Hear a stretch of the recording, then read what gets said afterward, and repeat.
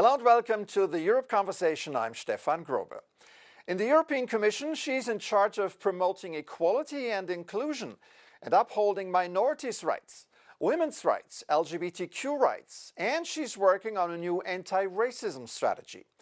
She's also responsible for crisis management and civil preparedness and strengthening international cooperation and humanitarian diplomacy.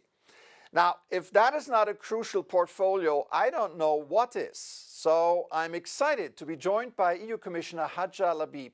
Welcome to the program. It's a pleasure to have you here. Thank you for having me, Stefan.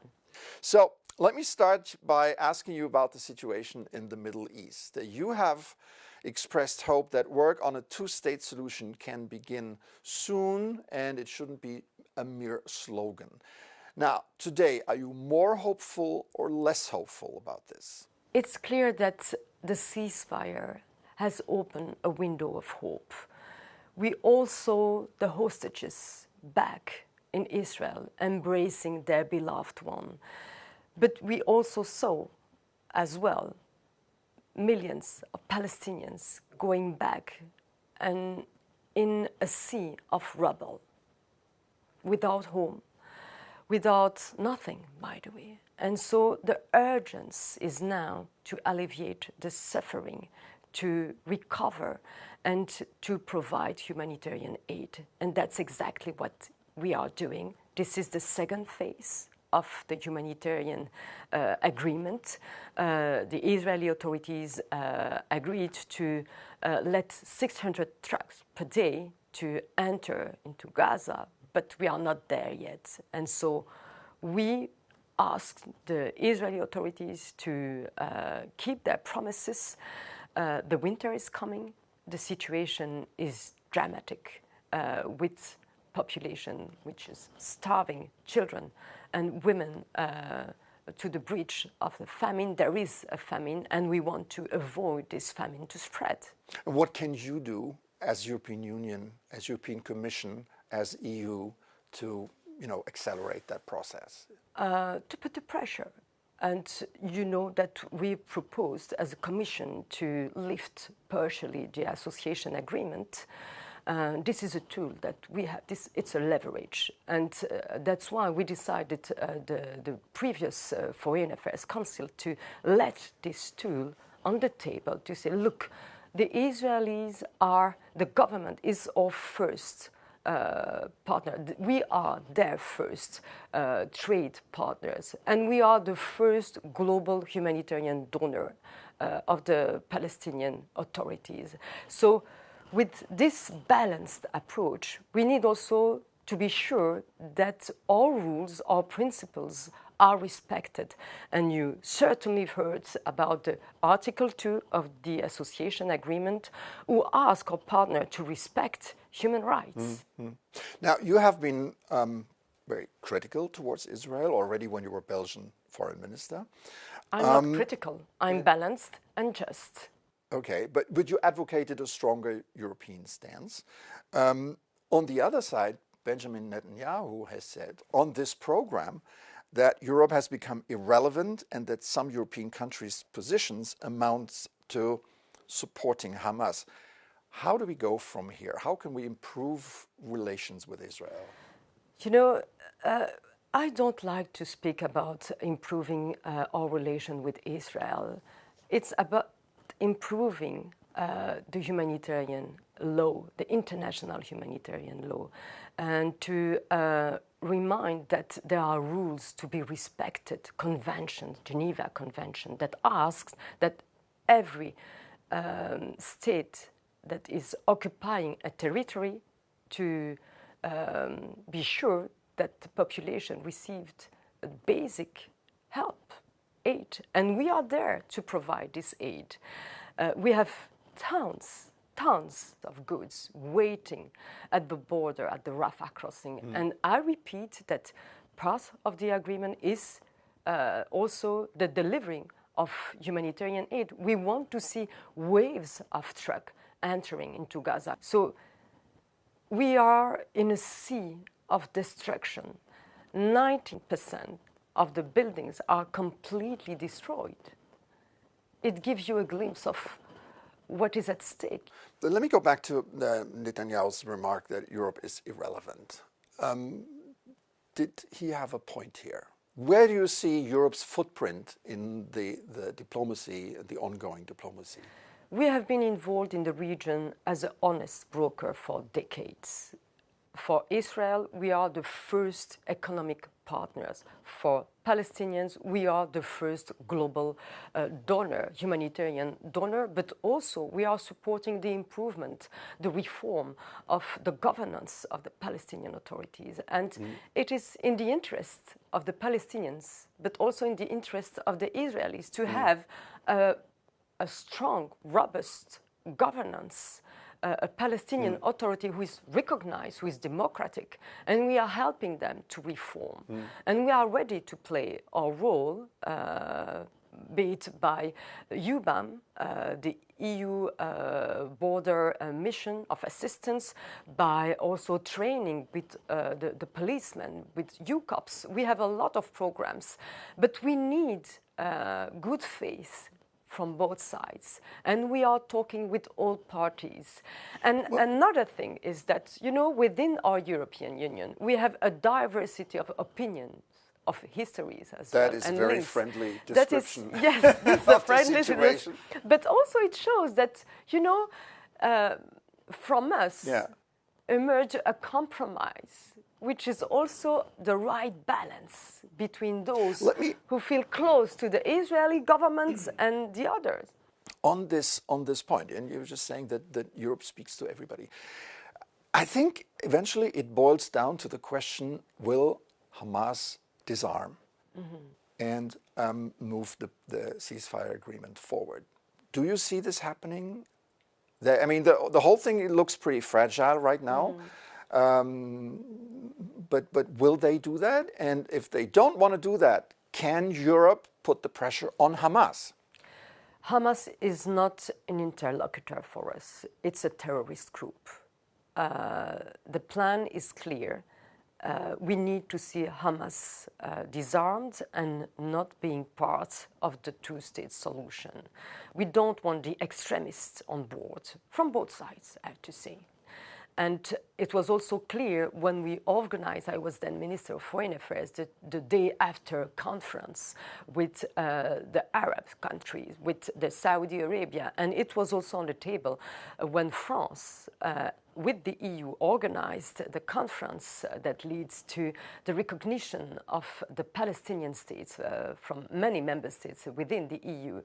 And for us it's clear, Hamas is not part of the future. And how do you bring them to put the arms down? Because with our commitment, with our help, with our diplomatic pressure, and also our dialogue, our constant dialogue with the Arab countries. Yeah. One more question concerning the reconstruction of Gaza. You've said how the situation is, and this is typically a situation where Europe is very strong, helping with money, with expertise, humanitarian aid, etc. Now, some observers suggest that Europe may lose this spot because the Gulf states are more and more active diplomatically, financially, economically. Do you see this potentially happening, that Europe is further pushed to the sidelines here to the benefit of the Gulf states? I don't think so. I'm rather convinced to the contrary. We are sitting at the table. We have our place as honest brokers, speaking with all parties, with the Gulf countries, but also with the Americans, with the Israelis. And we have this expertise. We are supporting. We are the first humanitarian donor, but also in cooperation in development, we are really involved, and we are supporting also the Palestinian Authority to reform, to become democratic countries, to organize in the near future, we hope, also universal elections and so on, and to regain also the trust of their own citizens. Let me pivot now to the war in Ukraine. if I may. I said at the beginning you're also in charge of civil preparedness. In a different sense, is the European public prepared to support Ukraine as long as it takes? This is our motto. You know, when I was Minister of Foreign Affairs, I remember we were always repeating that we will support Ukraine as long as it takes. And we are doing so, and we will continue to do so. I've traveled a lot, many times, in Ukraine. And for instance, they are also leading by example when it comes to preparedness. And, you know, through our ECHO system, DG ECHO, which is under my remit, this is the largest operation ever led by our services, transporting more than 150,000 items, mainly generators, to help Ukraine, a country which is targeted in its civilian infrastructures in a blatant violation of international humanitarian law again. Can you talk to very concrete aspects of EU humanitarian aid? And is the situation possible, conceivable, that Europe would take in more refugees if the situation on the ground requires it? We already welcomed millions of refugees with a specific status, allowing them to work and to be really fully integrated in our societies. And it is a success.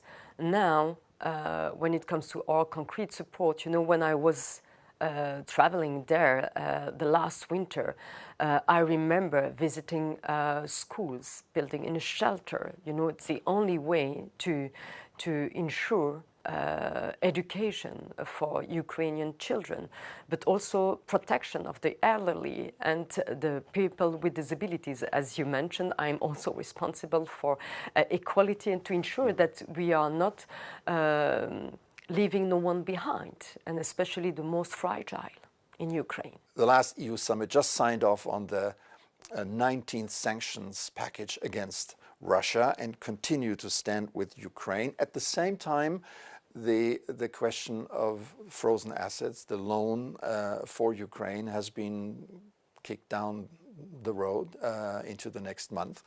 What message does this send to Ukraine and to Ukrainians? And Belgium played an active role here in this, blocking the loan for now. We are not blocking the loans. And for 2 years now, we are also giving to Ukrainians the profits, the interest of these loans that are blocked, that are frozen. But these loans, you know, need to be, it's the first in our history. We don't have an example to follow, and it needs to be secured in a legal point of view. That's the only thing, that's the only point. And the message that we are conveying to the Ukrainians is that we are by your side, always. We will help you to defend your borders, because your borders is our borders, and we don't want to see further the Russians grabbing territories, Ukrainian territories. We are well aware, and we are constantly repeating that their security is our security. So we are with them. We are going to also reinforce our own security, and but we just need to time. I think it's a question of time. On that point, we've seen Russian hybrid attacks on Europe as well, cyber attacks, drone incursions, and other operations. Does Europe take this hybrid war seriously enough? Very seriously. And that's why a couple of months ago I presented the preparedness strategy, which is based on all hazards, all kinds of threats, because today's threats are not yesterday's threats. Yesterday it was mainly wildfires, floods, natural disaster. But today we see drones violating our airspace. It happened even here in Belgium in Denmark, in Poland, in Estonia, and we saw also the hybrid threats, misinformation, disinformation campaign during the Moldovan elections, with 14 million attempts to disturb and a cyber attack to influence the result of the election. Fortunately, it was unsuccessful, but it means that we are facing a multiplication of threats. So, in short, is Europe ready for war? We are preparing. We are prepared every day for everything. Okay. And let me go back to the Belgian position on the frozen assets. I want to explain. I know that you are skeptical. I saw your face. I just want to explain you. War is not, a Shah or a soldier knocking at your door saying, oh, look, I'm going to invade you. No, it is not the reality. Today's reality is a virus, a chemical attack, a nuclear incident that is maybe provoked by a power outages. All these things are very subtle. So we need to have a good understanding of today's threat. Now, on Belgium and the frozen assets, I want to come back to this. What message does the Belgian position send to the Ukrainians right now? The fact is that Euroclear is based in Belgium. It's an international platform. And the message is clear. We are with the Ukrainians and we will support them in their efforts of war. But we need time. We need to secure the legal aspect to be sure that Belgium is not going to be brought in front of a court of justice later on. That's it. So the Belgian Prime Minister has repeatedly said he fears a retribution from Russia, legal problems. How serious is that, especially in a context of war? And are the others immune to that argument? Why is that? Why is there still no agreement on this? Why is this so difficult to sort of spread the risk?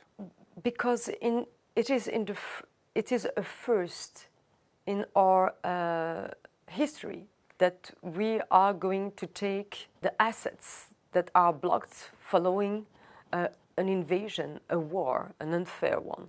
And so it is, we don't have examples to follow, and it needs to be secured legally. That's it. I want to ask you one last question. I want to bring up a very particular threat to our societies, and I know that you are very concerned about that, and that is regression, intolerance, and the demonization of dissenters. Racism, anti-Semitism, and sexism are on the rise. You are in charge of equality and inclusion. How do you promote this these days? With good sense. I like figures, and obviously equality is also in the interest of our economies, of our competitiveness. We need to have all the skills, the potential skills on board. If we decide that half of the humanity, women for instance, cannot have a complete and full career to deploy all their talents that they are refrained with kids with culture impediment, and also that we don't accept the LGBTIQ plus people and so on. This is an attempt also to our competitiveness. This is refraining ourselves. And violence has a cost. It costs 290 billion a year for the entire European Union. We all pay the price of this violence. Exclusion has also a price. This is 390 billion a year. So if we want to spare money in this period of financial crisis, we need also to fight against exclusion, discrimination, and to have all the skills on board. All right. EU Commissioner Hadja Lahbib. Fascinating conversation. Thank you so much for coming on the show. Thank you.